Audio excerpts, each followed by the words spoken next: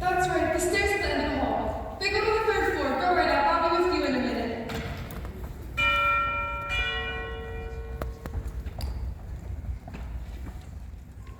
Well, where is she? Where's who? Who do you mean, Judge Gaffney? Sit down, don't you? I mean your mother. Where's Vita Louise? Well, Judge Gaffney, you know where she is. She took Uncle Owen out to the sanitarium. I know that. Why did she call me at the club with a lot of hysteria? Couldn't even get what she was talking about, carrying on something fierce. Mother, carrying on. What about? I don't know. She was hysterical. That's strange.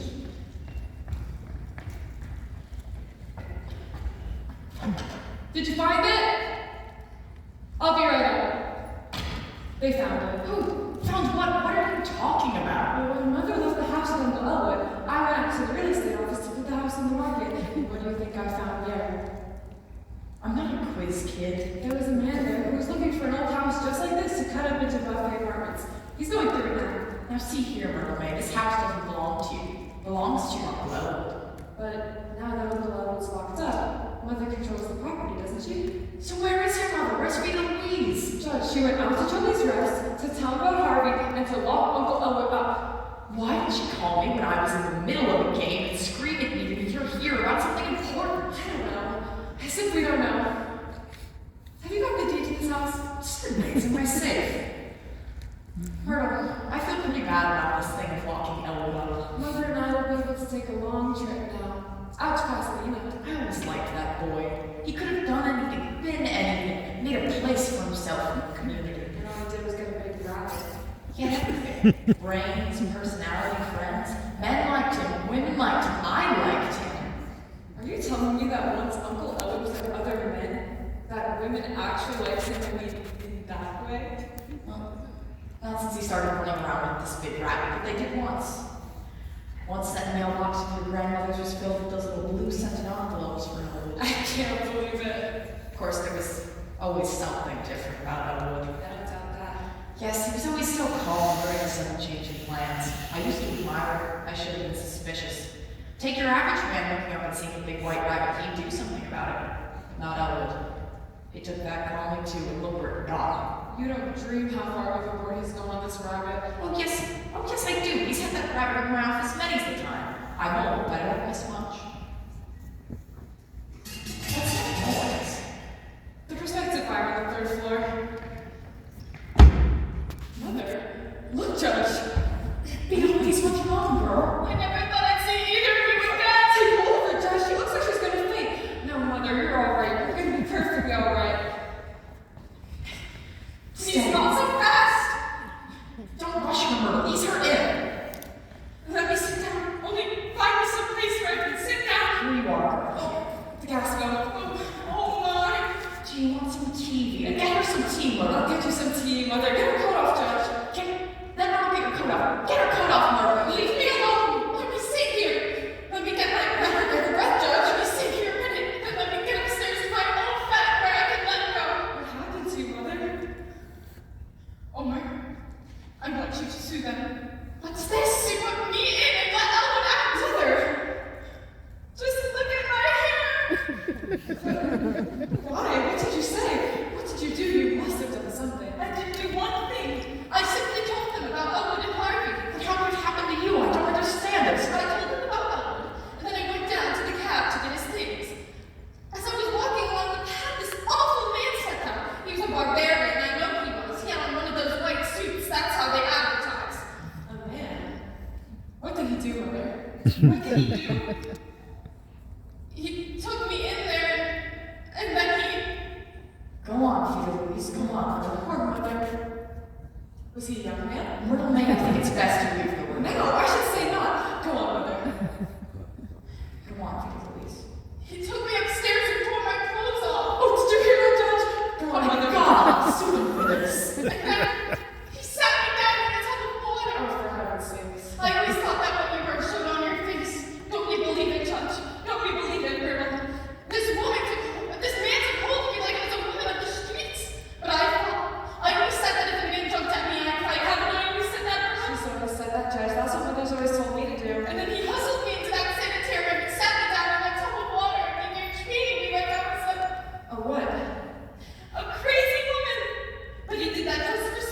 Well, I'll be damned. And then those doctors came upstairs and asked me a whole lot of questions, all about sex urges, and all that filthy stuff. That place ought to be cleaned up, or you better get the authorities to clean it up. This stinks to high heaven, Peter. By God, it stinks. You've got to do something about it. You've got to sue them, Judge. I will, girl. By God, I will. If Chumley thinks he can run an unsavory place like this on the outskirts of town, he'll publicly chastise. Tell me, Judge, is that all those doctors do at places like that? Think about sex? I don't know. Because if it is, they ought to be ashamed of themselves. It's all in their heads anyways. Why don't they go out for long walks in the fresh air? Judge Gaffney walked everywhere for years, didn't you, Judge? Now let me take some notes on this. These doctors, Dr. Chumley and what was the other doctor's name? Sanderson. But Judge, don't you pay any attention to anything he tells you. He's a liar. Low-set eyes, they're always liars. Besides, I told him something in strictest confidence and he blabbed it. What did you tell him, Mother? Oh, what difference does it make? Let's forget it. I don't even want to talk about it. You can't trust anybody. Anything you told Mrs. Anderson, you can tell us, Wee Louise. This is your daughter, and I am your lawyer. I know which is which. I don't want to talk about it. I want to sue them and I want to get in my own bed. Mother, this is the important thing anyway. Where is Uncle Elwood? I should have known better than to try to do anything about him. Something protects him, that awful cougar. Where is Uncle Elwood? Answer me. How should I know? They let him go. Besides, they're not interested in men in places like that. Don't act so naive, Merriman. What's that noise? I found a buyer for the house. What? Listen, Mother, no matter who jumped at you, we've still got to lock up Uncle Elwood. I don't know where he is. The next time you take him, Judge, wait until Elwood hears what they did to me. He won't stand for it. Don't forget to sue them, Judge. Myrtle May. All I hope is that never, as long as you let a man pulls the clothes up of you and dumps you down into a tub of water. Now see, Mother muffed everything. No matter what happened out there, Uncle Elwood is still wandering around with Harvey. The thing for me to do is take some more notes. It's all Uncle Elwood's fault. He found out what she was up to, and he put her in. Then he ran. Oh no, don't talk like that. Your uncle thinks the world of all of your mother. Ever since he was a little boy, he always wanted to share everything he had with her. I'm not giving up. We'll get detectives, we'll find him. And besides, you better save some of that sympathy for me and Mother. You don't know what we have to put up with. Just wait till I show you something he brought home about 6 months ago when we hid it out in the garage. You just wait. I'm going up to talk to Vita. There's more in this than she's letting on. I can sense that. Just wait till I show you, Judge. Okay, I'll wait. Okay. Is he here? What? What's this? That crackpot with the rabbit. Is he here? No, and who, may I ask, are you? Get a load of this guy. Not here, Doctor. Okay. Dr. Chumley's coming in anyway. What was your name? Chumley, well, I've got something to say to him. What's your name? Let's have it. I am Judge Gaffney. Where's Chumley? The reason I asked your name is the doctor always likes to know who he's talking to. Dr. Chumley. This guy says his name is Judge Gaffney. Well, Chumley. Good evening, Judge. Let's not waste time. Answer the meeting. Elwood? No, but see here, Doctor. You sure he ain't been here? He's wise now. He's hiding. He'll be an awful job to smoke him out. It will be more difficult, but I'll do it. They're sly and kind, but I get that. I always get that. Have you ever listened to the places that we've been, Wilson? Right here, Doctor. Read. We've been to 17 bars, Eddie's Place, Charlie's Place, Bessie's Barn Dance, the 4th Avenue Firehouse, the 10th and 12th and 9th Avenue Firehouses, just to make sure, the Union Station, and the grain elevator. Say, why is this guy going on to a grain elevator? The foreman is a friend of his. He happens to have many friends, many places. I've stopped by today to ask Mrs. Simmons if she has any suggestions as to where we might live. Doctor, I have to inform you that Mrs. Simmons has retained me to file a suit against you. What? For what occurred to her at the sanitarium A this afternoon. suit? And while we're on that subject, Well, ain't that pretty, Doctor? After we're striking your tail all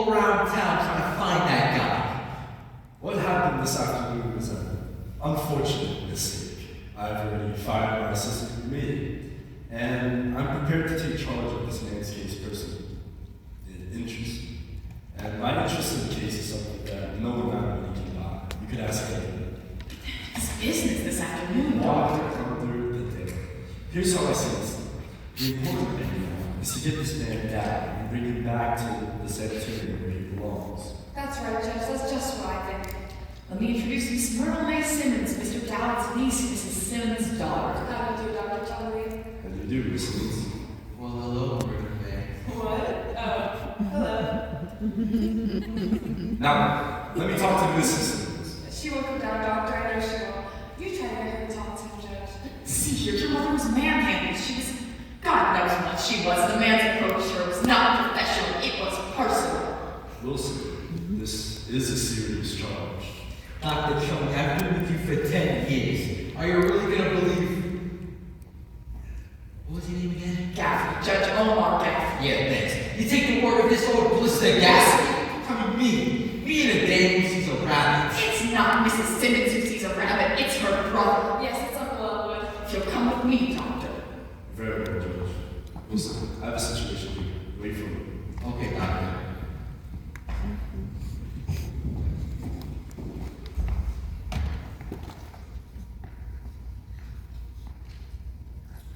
So, your name's Myrtle May?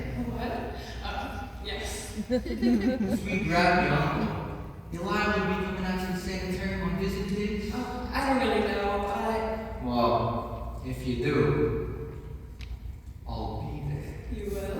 Oh. And if you don't see me right away, don't give up. Stick around.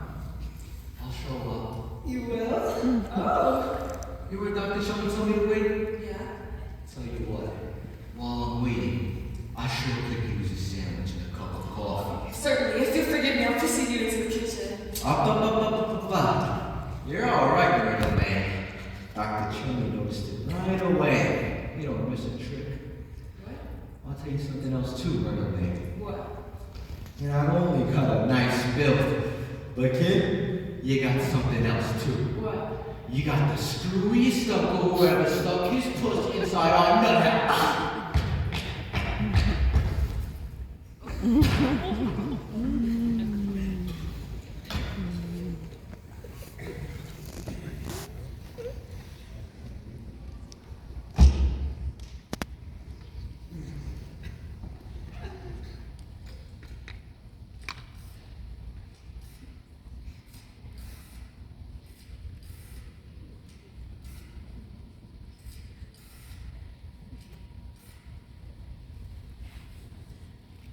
Hello, Chalmers West.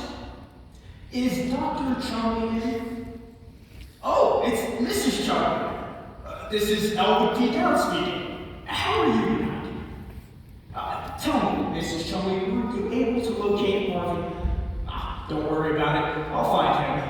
I'm sorry I missed you at the Clerk cocktail party. The people were all charming, and I was able to leave quite a few of my cards. I waited until you phoned and said you couldn't come out because a patient had escaped. Where am I? I'm here, but I'm leaving right away. I must find Harvey. Well, goodbye, Mrs. Charlie. My regards to you and anybody else you happen to run into. Goodbye.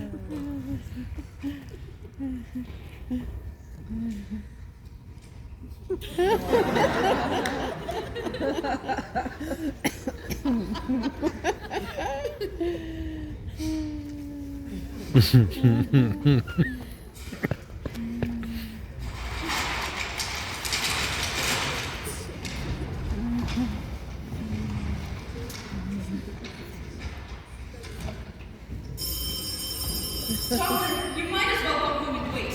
I'm suing you for $50,000, and that's fine. Mrs. Simmons, Yes? Well, all right. this picture over your mantle. That portrait happens to be the pride of this house. Who painted it? Oh, some man, I forget his name. He was around here for the sittings, and then we paid him, and he went away. Hello? Yes, no, this is Dexter 1567. I suppose if you have the money to pay people, you can persuade them to do anything. Well, Dr. Chumley, when you helped me out of the tub at your place, what did I say to you? You expressed yourself. I don't remember the words you used. I said, Dr. Chumley, this is a belated civility. Isn't that what I said? You said something of the sort. You brought this up, you might as well learn something quick. I took a course in art last winter. The difference between a fine oil painting and something mechanical, like a photograph, is simply this. A photograph shows only the reality. A painting shows not only the reality, but the dream behind it. It's our dreams that keep us going, that separate us from the beasts. Why, I wouldn't even want to live if I thought I was just eating and sleeping and taking off my clothes, putting them back. Doctor, help me! Steady. Don't get excited. Everything's alright. Now, tell me, what is the matter? Doctor, that is not my mother! I'm glad to hear that. Doctor, Ellen's big here, he's big here! Better be quiet. I'll take it. Hello? Yes, who's calling? Mrs. Simmons, it's your brother. Let me talk to him. Don't tell him I'm here. Be casual. Hello, Elwood. Where are you? What? Oh, just a second. He won't say where he is. He wants to know if Harvey is here. Tell him Harvey is here. But he isn't. Tell him Harvey is here, and that will bring him here, perhaps. Humor him. We have to humor him. Yes. Elwood, yes, dear. Harvey is here, but he can't come. Why don't you come home? What? Oh. Oh, well, all right. It won't work. He says to call Harvey to the telephone. Say Harvey is here, but he can't go to the telephone. Say he's in the bathtub. Bathtub? Say he's in the bathtub, and then we'll send him over once he's done. Oh, doctor. All you've got to do, Mrs. Simmons. Hello, Elwood. Yes, dear. Harvey is here, but he can't come to the telephone. He's in the bathtub. I'll send him over as soon as he's dry. Where are you? Where, Elwood? Did he hang up? Harvey just walked in the door. He says to look in the bathtub. It must be a stranger. But I know where he is. He's at Harvey's place. That's the bar over on 12th and Main.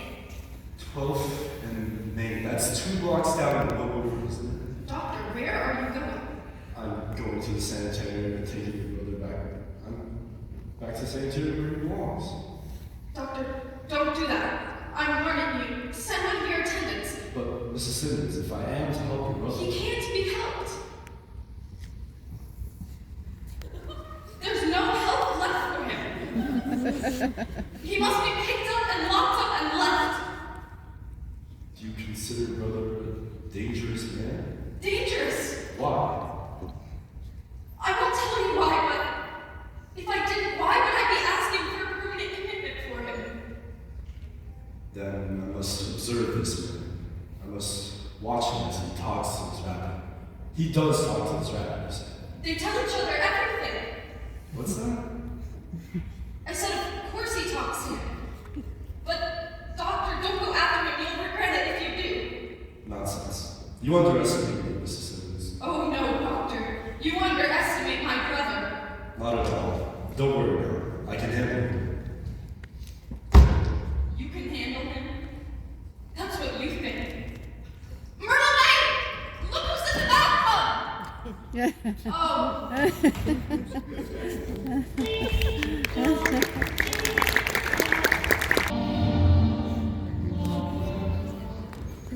Thank you. I'll call you back later. What about that stuff in your room, Doctor? Upstairs? All packed. Thanks, Wilson. Tough you get bounced. I had you pegged for the one who'd make the grade. Those are the breaks. When do you take off? As soon as Dr. Chalky gets back. Kelly, did you get a report back yet from the discharge from the police accident bureau? Not yet. I just called the downtown dispensary and they said they hadn't seen him.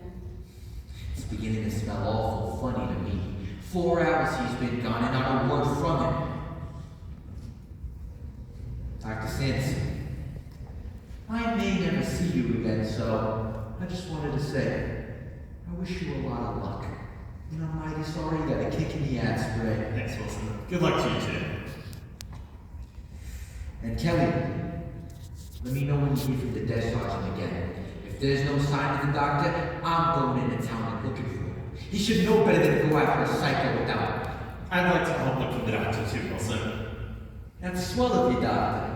Right after he give you a brush. I represented against Dr. Chumley. He was right, I was wrong. He's the biggest man in the field. It's my loss not to be able to work with him. You're not so smart yourself, doctor. Thanks, Wilson. Don't mention it. Dr. Sanderson. Yes? Well, Doctor, I'd like to say that I wish you a lot of luck too, and I'm sorry to see you go. Are you sure you can spare these good wishes, Miss Kelly? On second thought, I guess I can't. Never mind. This is for nothing. Just a little bit of advice. I'd be a little careful if I were you who I spent my time with. I beg your pardon? You don't have to. I told you it was free. You know, I saw you Saturday night, dancing with that drip down at the rosary at the Frontier Hotel. Oh, did you? Well, I didn't notice you. You know, I'd be a little careful of him. He looked to me like a schizophrenic all the way across the floor. Thanks for the concern, Doctor, but he was my date, not yours. That was his mentality. The rest of him, well... But she was beautiful, you know. Who? That girl you were with? I thought you didn't notice. You bumped into us twice. How could I help it? Not that it matters to you, but that girl is a charming little lady. She has a sweet, kind disposition. And she knows how to conduct herself. Funny, she couldn't read a better on a Saturday night. And she has an excellent mind. Why doesn't she use it? Oh, I don't suppose you're about to be sensitive to that flipping hurt show you have. I bet you're compensating for something. I am not. Don't use any of your psychiatry on me. Oh, if I could try something else on you just once. Just to see if you'd melt under any circumstances. I doubt You'll never see it, Doctor. it. Because you're interested as a case history. That's all. I'd like to know where you get that inflated ego. You're horrible. Oh, don't run away. Let's finish it. Leave me alone. Gladly. Chumley's rest. No, Sergeant. No sign of him either in town or the suburbs. Look, Sergeant, maybe we could... Oh. Never mind, they're here now. Mr. Dow. Good evening, my dear. These are for you. Oh, for me? Thank you. They're quite fresh, too. I just picked them outside. Well, you better not let Dr. Chumley see you. These are his prized dahlias. Speaking of Dr. Chumley, did he go upstairs? Not knowing, I cannot state. Those colors are lovely against your hair. Thank you. I've never worn this shade of pink. It is such a trying color. You would improve any color, my dear. Thank you. Did Dr. Chumley go home? I don't know. Where's Dr. Sanderson? In his office. There, I think. Thank you.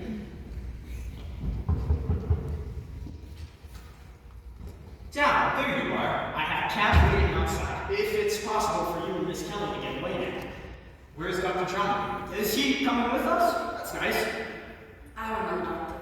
I must apologize for being a few seconds late. I thought Miss Kelly here should have some flowers. After what happened out here this afternoon, Doctor, those flowers should really be for you. As you grow older and pretty women pass you by, you will think with deep gratitude for these generous girls of your youth. Shall we go now?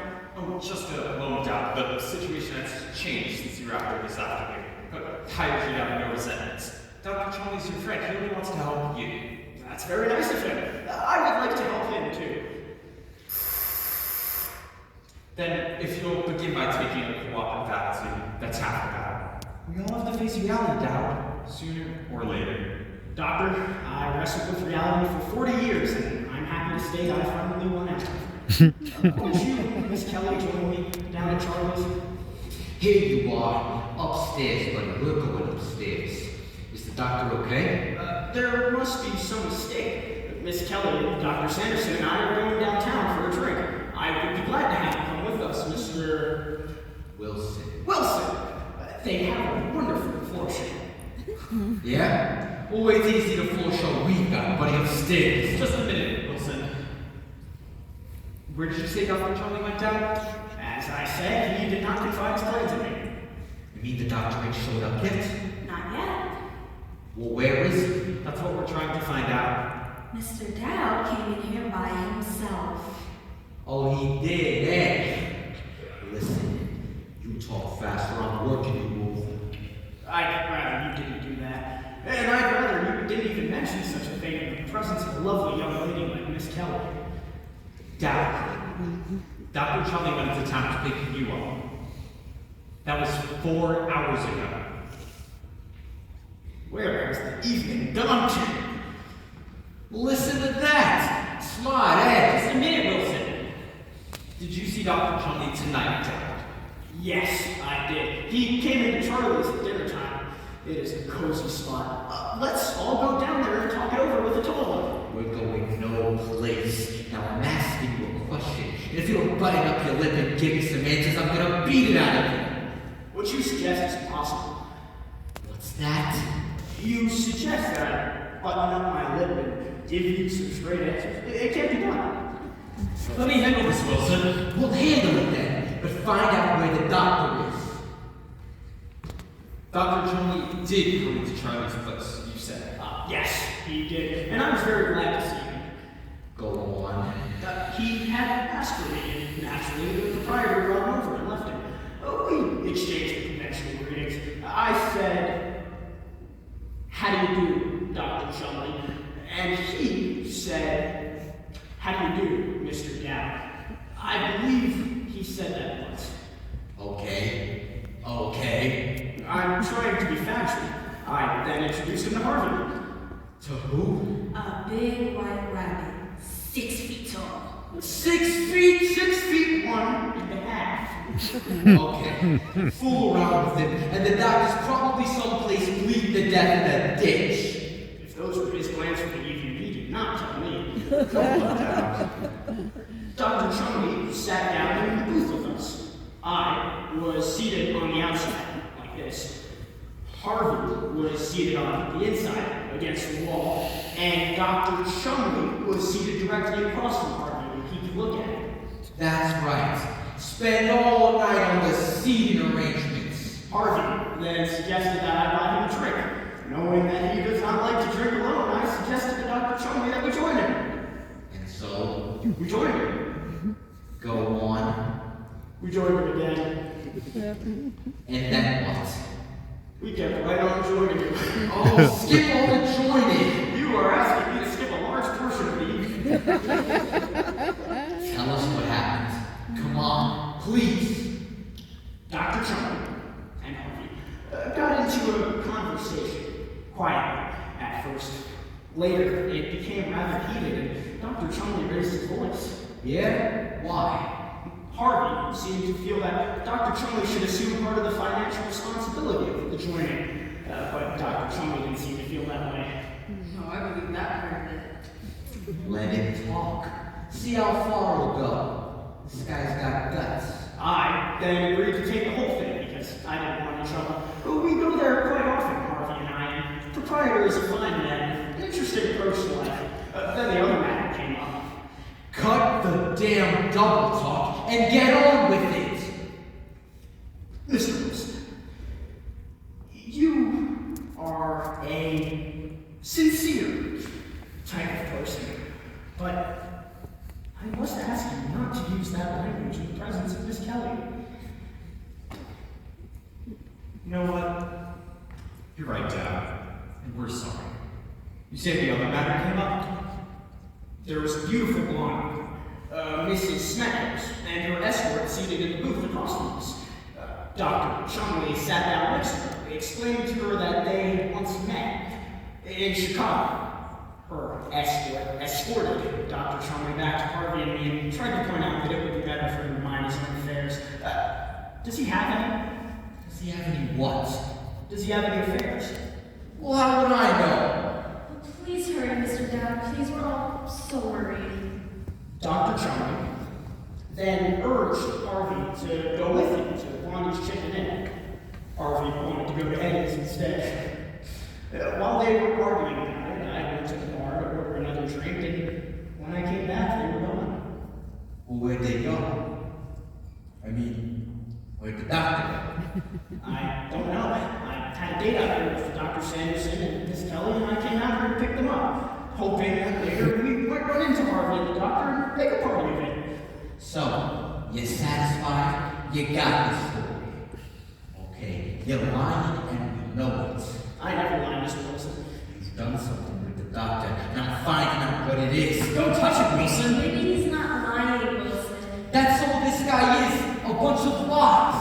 I mean, you two don't believe the story he tells about the doctor sitting there, talking to a big white rabbit, do you?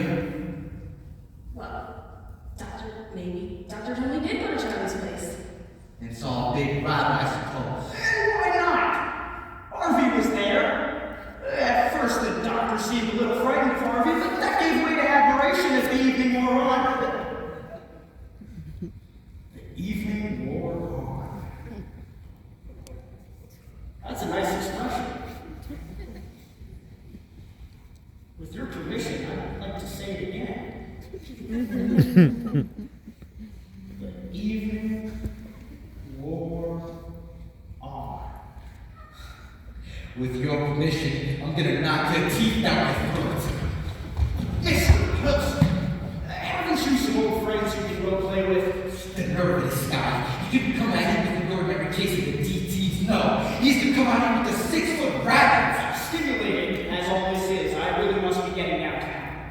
Chumley's place? Or Charlie's place? Hi. Is Dr. Chumley anywhere down there? He was there with Mr. Dowd earlier. What? Oh, don't bite my head off about it. Ooh. That man was mad. He said Mr. Dowd was invited back at any time, but his friends were not. That's Mr. McNulty, the bartender. He faced a lot of me. Now, let's all go down and have a drink. Wait a minute. Mr. Dowd. Yes, my dear. May I hold your hand? Well, yes, if you want to. Mr. Dowd, poor Mrs. Chumley is so worried right now. Can you tell us anything that might help ease her mind? For you, I would do anything. I'd almost be willing to live my whole life over again. Almost. But I've told it all. Are you sure? Quite sure. But ask me again anyway, won't you? I liked that warm tone you had in your voice just then. So did I. Nuts! What? Nuts! Oh, I must be going. I have things to do. Mr. Dowd, what is it that you do exactly? Harvey and I sit in bars and have a drink or two and play the jukebox. Soon, the faces of the other people turn towards mine and smile. They're saying, "We don't know your name, mister, but you're a lovely fellow." Harvey and I warm ourselves in all these golden moments. We've entered as strangers, and soon we have friends. They come over to us. They sit with us. They drink with us. They talk to us.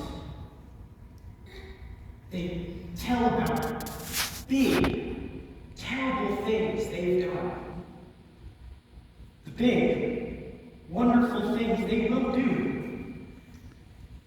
Their hopes, their regrets, their loves, their hates, all very large, because nobody ever brings anything small into a bar. And then I introduced them to Harvey. And he is bigger and grander than anything they offer me. When they leave impressed. These same people seldom come back, but that's envy, my dear. There's a little bit of it in the best of us. Too bad, isn't it?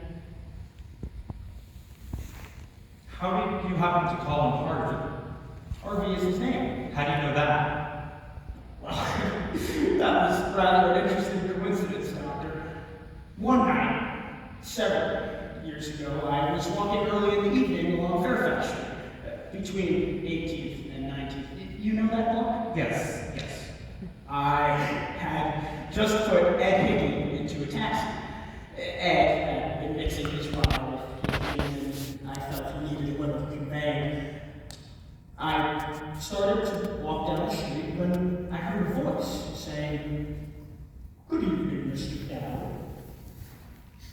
I turned, and there was this great white rabbit leaning against a lamppost. Well, I thought nothing of that, because when you've lived in a town as long as I've lived in this one, you get used to the fact that everybody knows your name. Naturally, I went over to chat with him. He said, "Ed Hickey was a little stiff this evening, or could I be mistaken?" Well, of course he was not mistaken. I think the world and all that. He was spiffed. Well, anyway, we talked for a while, and finally I said, "You have the advantage of me. You know my name, and I don't know yours." Right back at me, he said, "What name do you like?" Well, I didn't even have to think a minute. Harvey has always been my favorite name. So I said, "Harvey." And this is the interesting part of the whole thing. He said, "What a coincidence. Harvey happens to be my name." What was your father's name, Dad? John Frederick. Dad, when you were a child, you had a playmate, didn't you? Someone with whom you could spend many long carefree hours? Oh, yes, Doctor. Didn't you? What was his name? Vern McElwain. Did you ever know the McElwains, Doctor? No. That's a shame. There were a lot of them, and they circulated. Wonderful people. Dad, I need you to think carefully. Wasn't there ever somebody, sometime, somewhere, whom you knew by the name of Harvey? Wasn't there ever? No, Doctor. Not at all. Maybe that's why I've always had such hopes for her. Okay. We'll take Mr. Dad upstairs now, Wilson. I'm taking him nowhere. You've made this your show, you run it.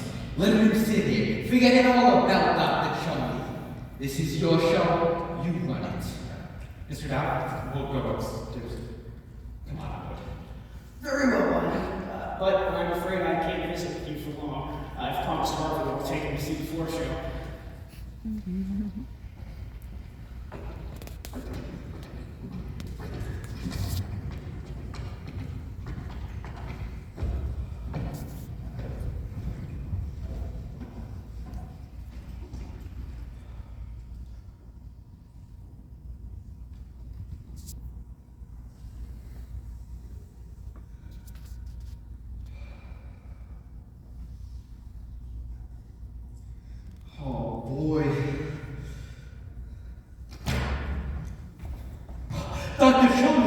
Are you alright? Alright? Of course I'm alright. I'm being followed. Lock that door. Well, who's following you? None of your business.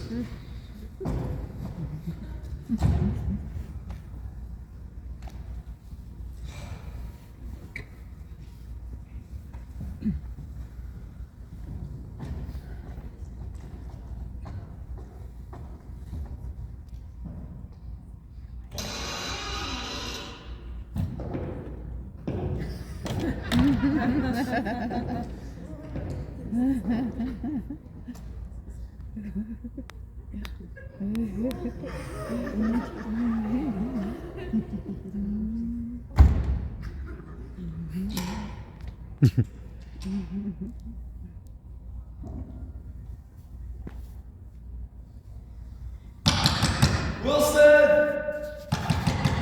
Wilson!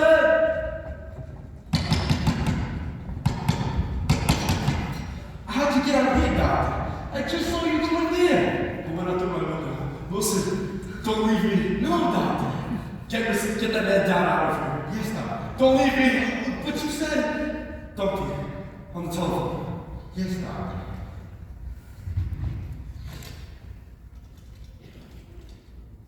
Dumpy, give that guy Dallas clothes and get him down here right away.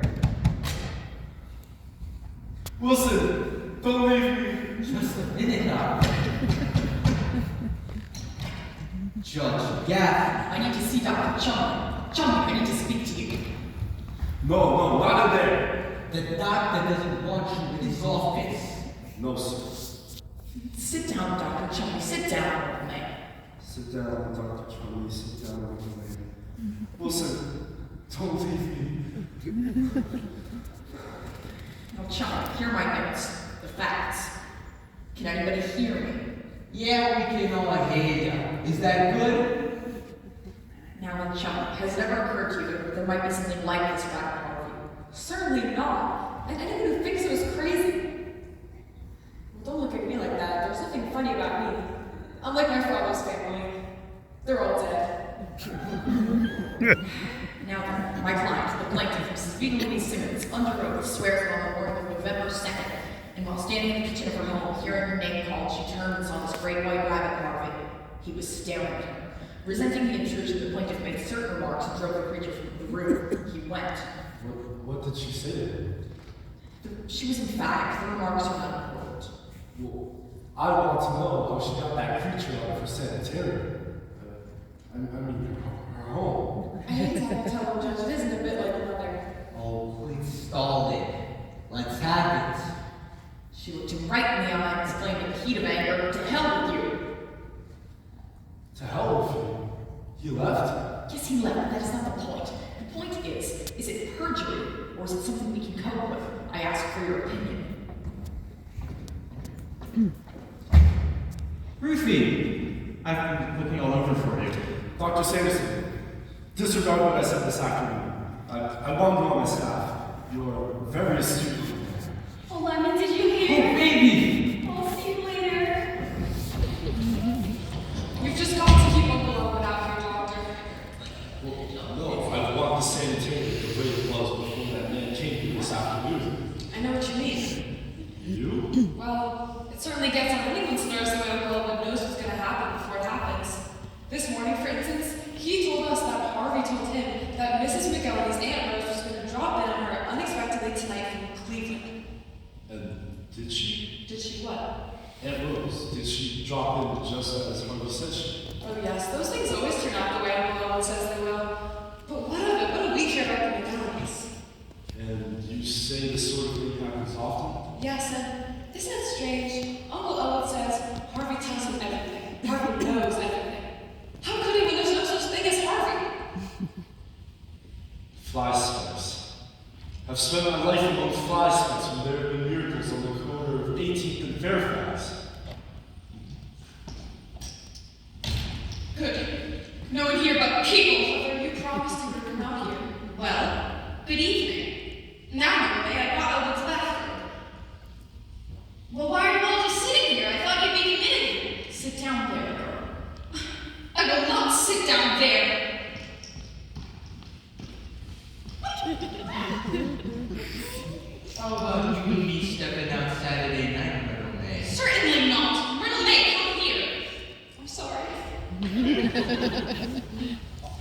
Is everything settled?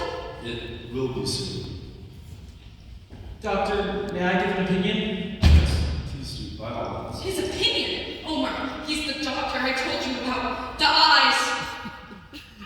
Doctor, it's my opinion that Elwood T. Dowd is suffering from a third-degree hallucination, and the other party concerned is a victim of autosuggestion.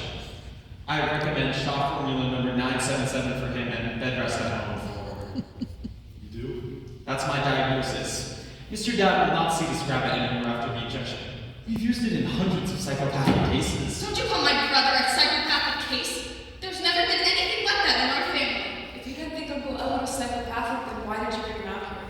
Where else could I take him? I couldn't take him to jail, could I? Besides, this is not your uncle's fault. Why did Harvey have to speak to him in the first place? With a town full of people, why did he have to bother Elwood? Stop putting your oar in, keep your oar out. If this shock formula brings people back to reality, give it to him. That's where we want Elwood. Doctor, I'm not sure this kind of treatment would work in a case like this. It always has. Harvey always follows Elwood home. He does? Yes. But if you give him the formula and Elwood doesn't see Harvey, he won't let him in.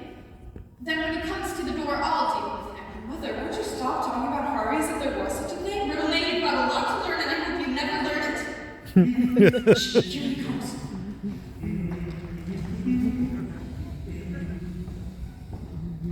Good evening, everybody. Good evening, Elwood. I brought your bathroom. Oh, thank you, Vita.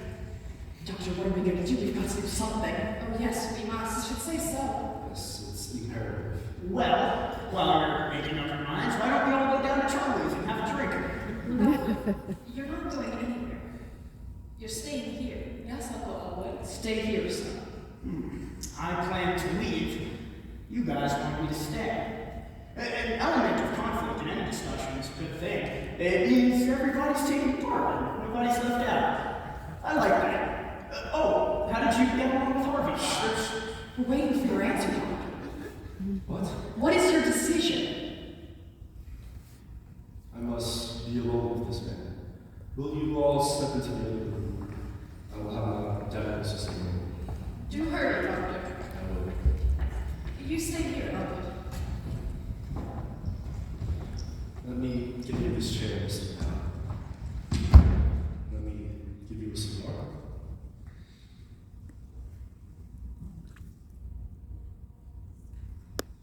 Is there anything else I can give you? What did you have in mind?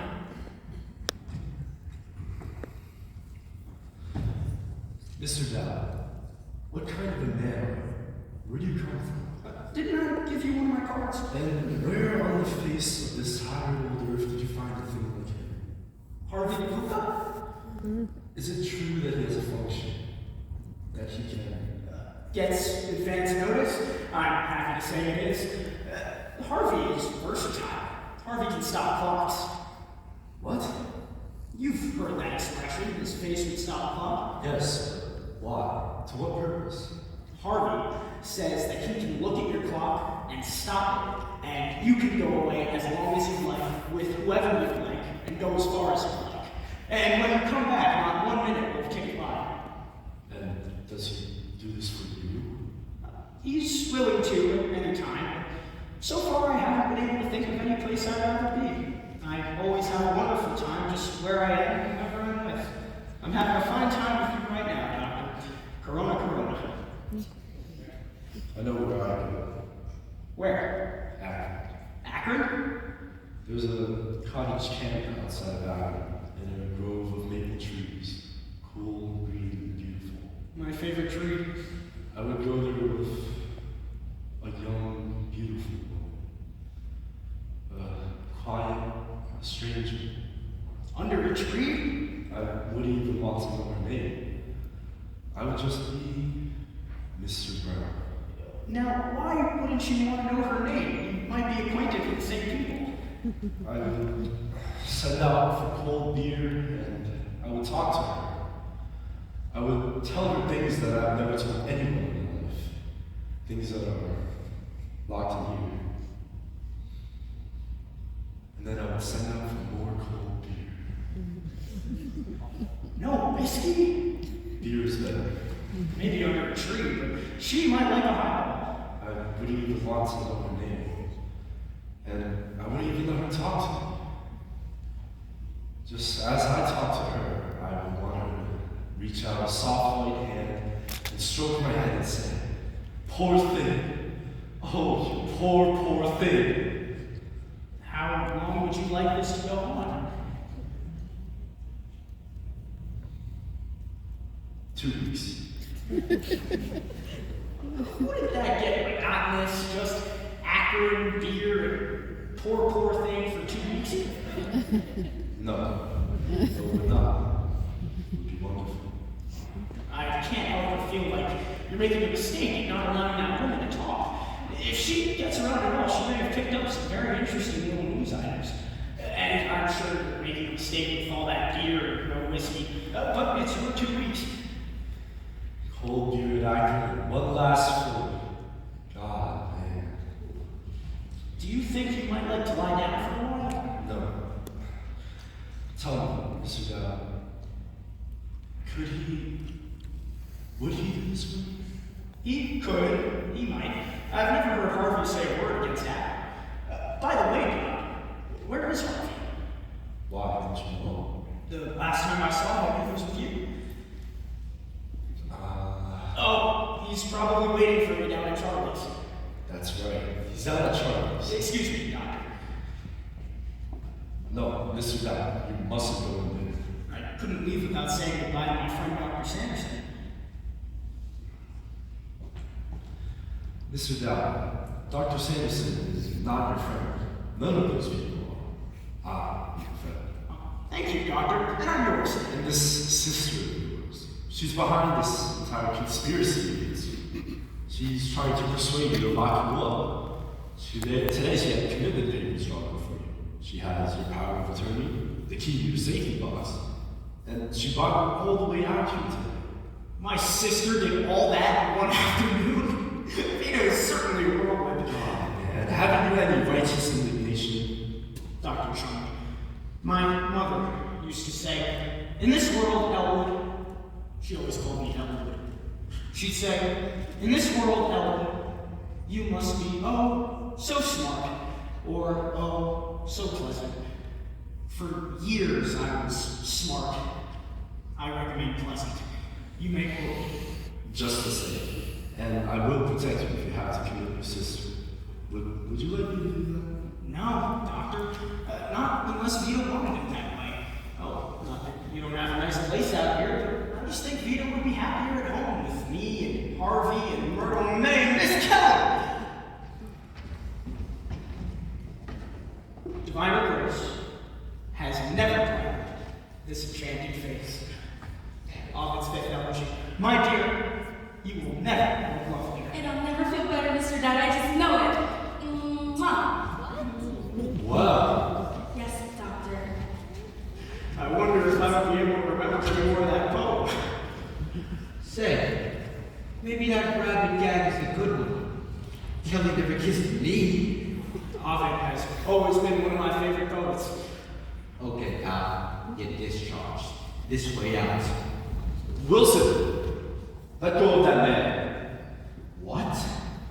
Apologize to Mr. Dow. Apologize to this guy with the rabbits? Apologize. Apologize. I apologize. This is the door. If I leave, I'll remember. Just a minute. Mr. Dow, do women often come up to you and kiss you like Miss Kelly did just now? Every once in a while. Yes? I encourage it to. Well, to hell with decency. I've got to have that rabbit. Go ahead and knock. Dr. Sanderson, I couldn't leave without first Oh, just a moment, Doc. Doctor, do you agree with my diagnosis? Yes. Call them all. Thank you, Doctor. Mrs. Simmons, Judge Gaffney, please step in here a moment. Is everything settled? I find that I concur with Dr. Sanderson. Thank you, Doctor. That's wonderful. What a relief. Good boy. Well, let's celebrate. I've got some new bars listed in the back of this book. This rejection kit is a violent reaction.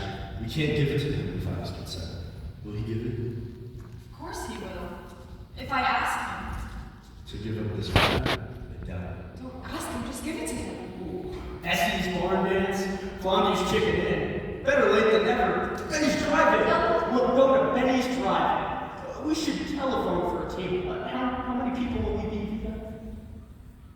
Oh, Elwood. Mr. Dow, I have a Formula 977, and I believe it will be good for me. Will you take it? Elwood, you won't see this rabbit anymore. But you will see your responsibilities and your duties. I'm sure if you thought of it, Doctor, it must be a very fine thing. And if I happen to run into anybody who needs it, I'll be glad to recommend it. For myself, I wouldn't care for it. You hear that, Judge? You hear that, Doctor? That's what we have to put up with. Vita, do you want me to take this thing? Elwood, I'm only thinking of you. You're my brother, and I've known you for years. I'd do anything for you. That Harvey wouldn't do anything for you. He's making a fool of you, Elwood. Don't be a fool. Oh, I won't. Why? You could amount to something. You could be sitting on the Western Front waterboard right now if you'd only go over and ask them. All right, Vita. If that's what you want, Harvey and I will go over and ask them tomorrow. Tomorrow? I never went to see your mother tomorrow. Not if Myrtle May and I have to live in the house with that rabbit. Our friends never come to see us. We have no social life. We have no life. We're both miserable. I wish I were dead, but maybe you don't care. I've always wanted Vita to have everything she wants. Vita, are you sure? I'll take it. Where do I go, Doctor? To Dr. Sanderson's office, Mr. Dow. Say goodbye to the old fellow for me, won't you?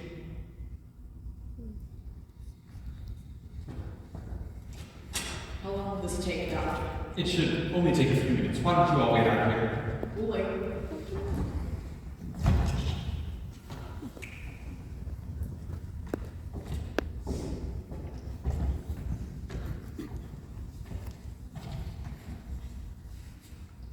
Dr. Sanderson said it wouldn't take long.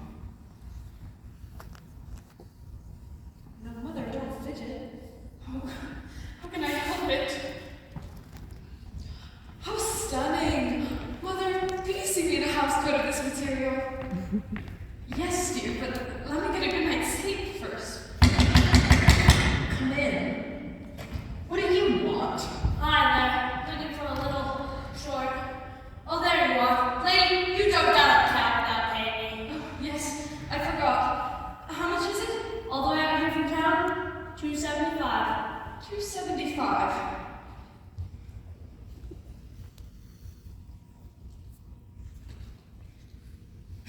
I could have sworn we brought my coin purse. Where is it? Myrtle, do you have any money?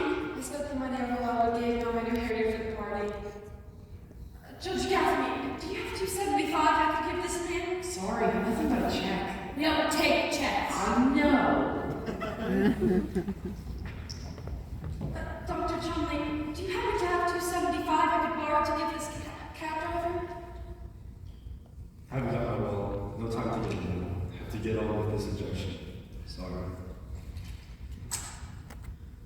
Well, I'll get it for you from my brother, but I can't get it right now. He's in there to get an injection. It won't be long. We'll have to wait. Your brother's in there. He's got my money.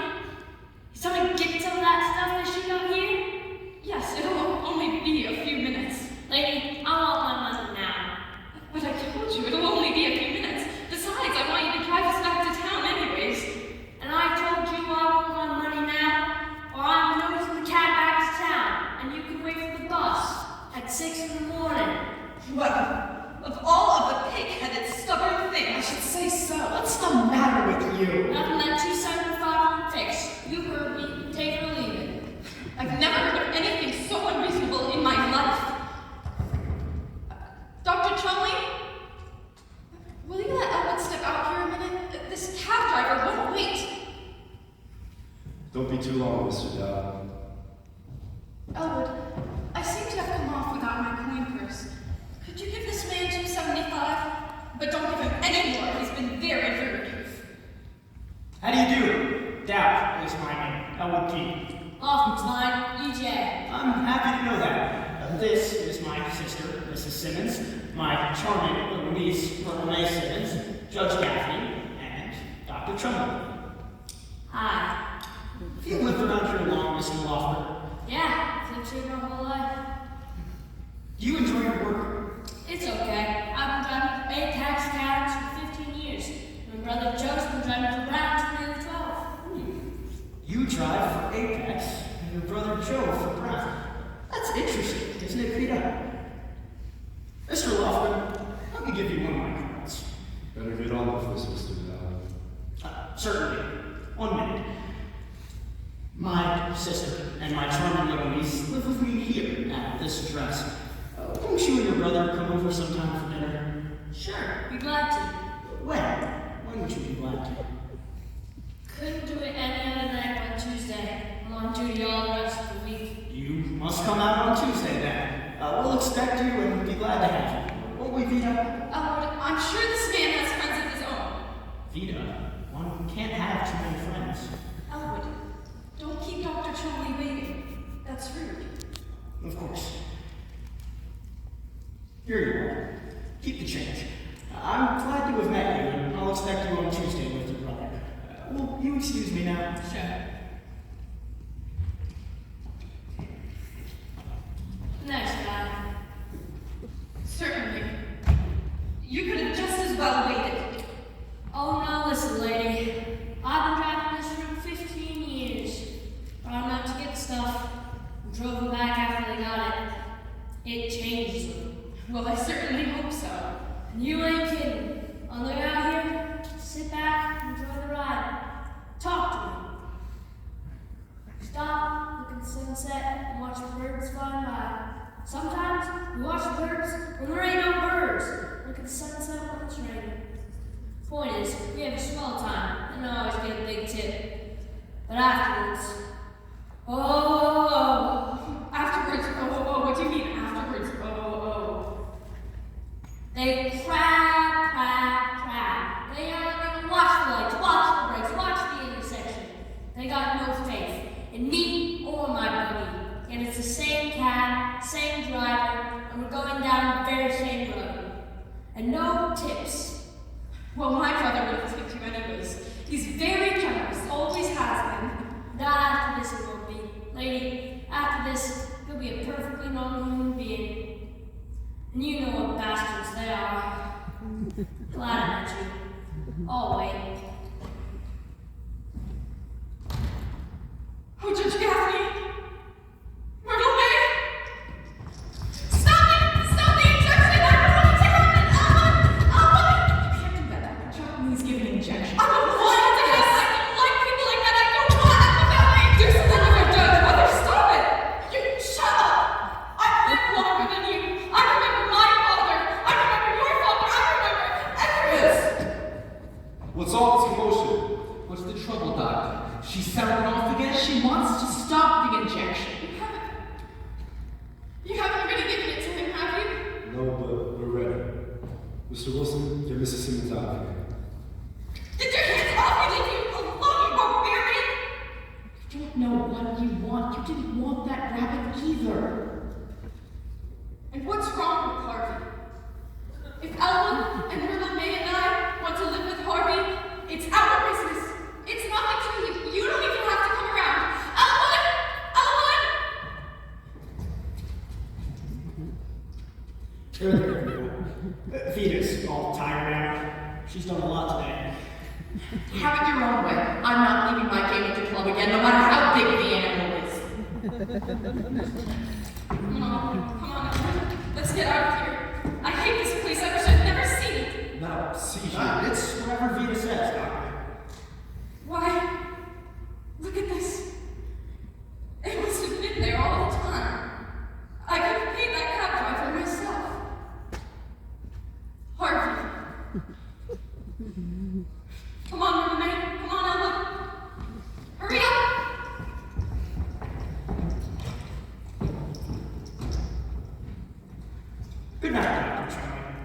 Good night, Mr. Watson. Come on. Doctor, for years, I've known what my family thinks of Harvey, but I've often wondered what Harvey's family thinks of me. Oh, there you are. Doctor, do you mind? You're standing in his way.